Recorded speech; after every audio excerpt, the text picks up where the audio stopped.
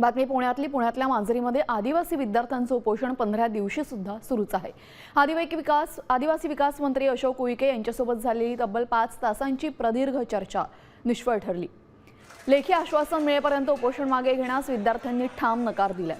मंत्री अशोक उईके आणि नरहरी झिरवाळ यांनी आंदोलक विद्यार्थ्यांशी चर्चा केली। यावेळेस मंत्र्यांनी मागण्यावर विचार करण्यासाठी 2 दिवसांची मुदत मागितलेली आहे।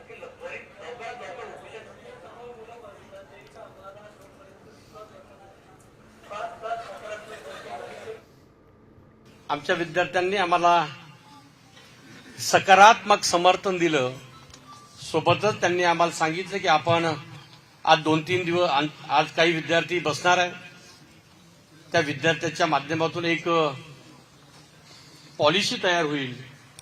त्या विद्यार्थ्यांचे मत आणि पॉलिसी आल्यानंतर आम्ही मंत्रालयामध्ये सर्व सचिवांना सचिवासोबत चर्चा करून एक नवीन वेळापत्रक कसं तयार होईल ते वेळापत्रक घेऊन आम्ही विद्यार्थ्यांपर्यंत येणार।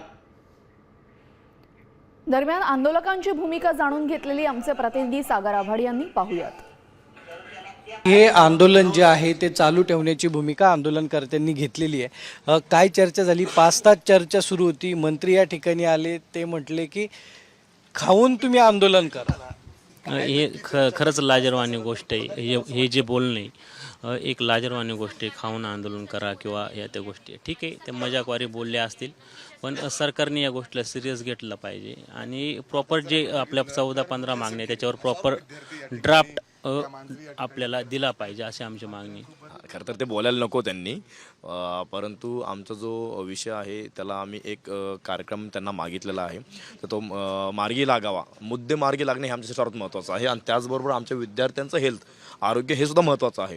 त्यामुळे आम्ही 2 दिवसाचा अवधी त्यांना दिलेला आहे। काही टेक्निकल बाबी आहेत, त्या त्रुटी जर दूर झाल्या त्यानंतर त्या मार्गी लागू शकतील असा विश्वास आम्ही त्यांच्यावर ठेवलेला आहे। कॅमेरा किरण कादळेसह सागर आडसाम, TV, पुणे।